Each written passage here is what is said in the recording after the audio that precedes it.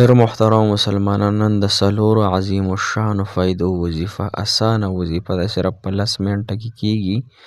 څلور عظیمې بهترینې طاقتورې فایدې به درته الله تعالی درکړي. صرف 100 فیرې وظیفه ده محترمو، اسانه ده بالکل. داسې لاجواب، داسې بهترینه فضیلت دی محترمو چې تاسو په دې باندې ډېر زیات خوشحاله یې، ډېر زیات په تاسو په دې باندې مطمئنه یې. که چا هم دا وظیفه وکړله هغه له به الله جل شانه د خپل طرفه څلور داسې غټ عظیم انعامات ورکړي. انعامونه، تحفې به درته الله تعالی درکړي. یو تحفه د انسان د لاسه تحفه وي چې انسان ته میلاو شي، څومره خوشحاله وي.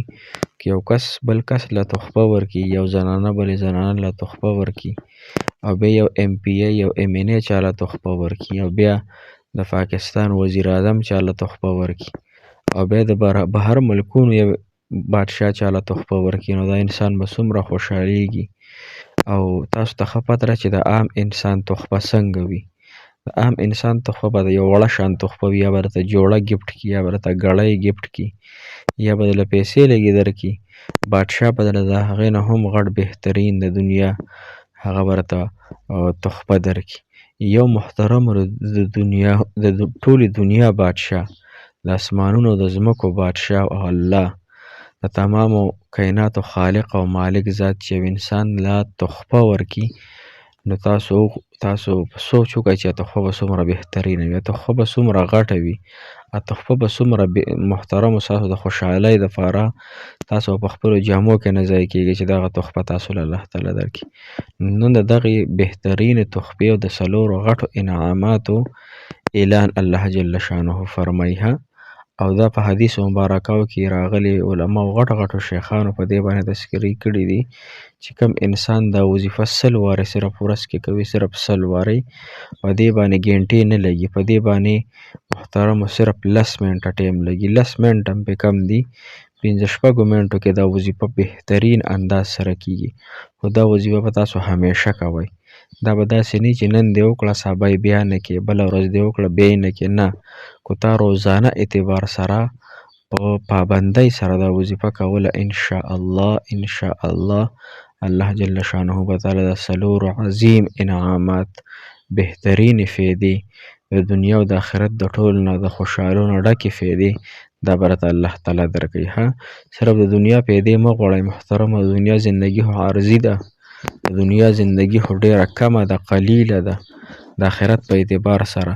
خو تاسو له الله تعالی بیا هم د دنیا فایده هم په دې وظیفه درکوي، د آخرت هم له درکوي. د دنیا دله 2 عظیمې فایدې درکوي، 2 عظیمې فایدې دله د آخرت درکوي. نو انشاءالله تاسو په دې باندې مطمئنه شئ، خوشحاله شئ چې دا وظیفه شروع کېدل او تاسو ته دا 4 انعامات میلاوېدل، په دې کې هیڅ شک نشته دی چې دا به تاسو ته الله تعالی درکوي. السلام علیکم ورحمة الله وبرکاته.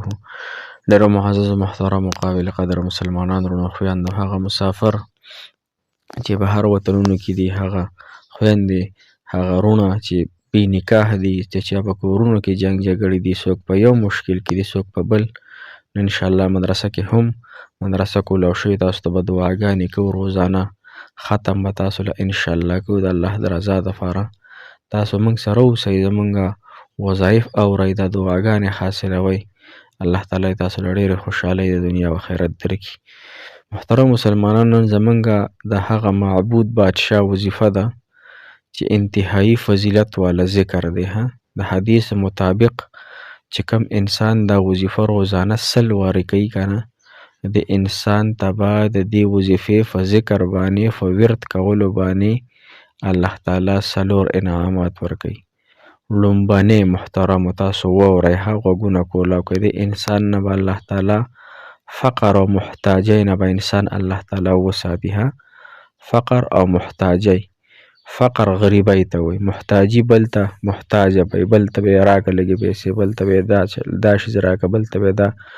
نو کوم انسان چې فقیر نه وي، یعنی غني وي، نو دا انسان بهترین دی. فقر هم یو بهترین شیز دی، خو موږ فقر نه غواړو، موږ غواړو چې موږ سره کروڑونه او لکونه روپۍ راشي، موږ سره یعنی چاته محتاج نه وي، بچي مې محتاج نه وي، زه نه یم، خاوند مې نه وي، وروڼه خویندې مې نه وي، هر یو څیز راته په صحیح طریقې سره میلاویږي، نو هر انسان دا خوښوي، نو هغه به راته په دې ذکر باندې میلاویږي چې فقر او محتاجي، غریبي، مفلسي دا به د الله تعالی فورا ختمه کړي.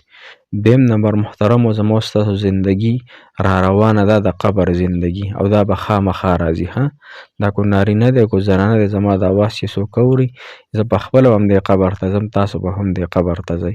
نو قبر یو د وحشت، د یرې او ډېر د تیارو ځای دی.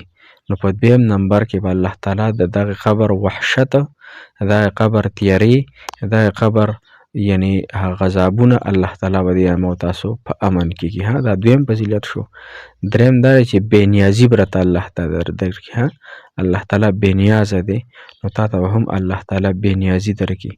د چا په دې محتاجګۍ نه ټول ضرورت به دې الله تعالی پوره کړي، ټول حاجتونه به دې الله جل شانه د خپل در نه پوره کوي، او دا بهترین فضیلت دی. ها څلورم نمبر کم چې دی محترم، هغه دا دی چې هر انسان دا غواړي چې زه په دنیا کې وخت تېروم، خو چې په آخرت کې هم زه جنت ته لاړ شم. لکه مسلمانان وایي که نه، هر مسلمان دا خواهش ته چې زه جنت ته لاړ شم، زما مور دې جنت ته لاړه شي، ما ته د جنت نعمتونه میلاو شي، ما ته د جنت خوراکونه میلاو شي، زما دې په جنت کې یعنی غټ محل وي.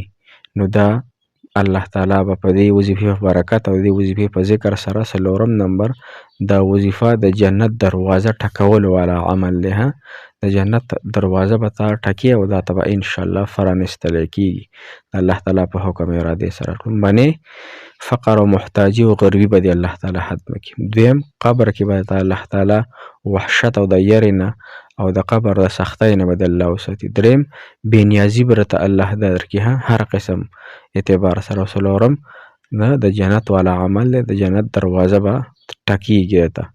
دا څلور فایدې شوې. اوس کو کوئ او کو نه کوئ، زه الحمدلله پابندۍ سره کوم.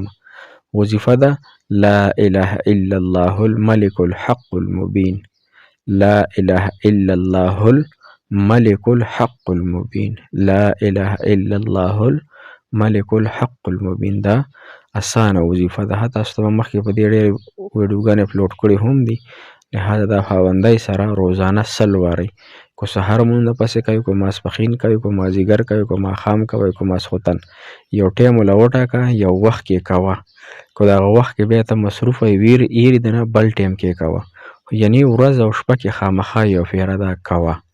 انشاءالله الله تعالی به دغه فایدې درکړي او الله تعالی به راته خامخا دا درکړي. الله تعالی مو تمام حاجتونه پوره کړي. دې چې کوم فضیلت دی الله تعالی دې مو تاسو ته راکړي او انشاءالله راکوي به، ځکه چې الله جل شانه نعوذ بالله چې کومه خبره وفرمایي یا په حدیث مبارکه کې ذکر راشي حقیقت وي، هغه کې دروغ نشي کېدی. جزاک الله خیر، احسن الجزاء فی الدنیا والآخرة. السلام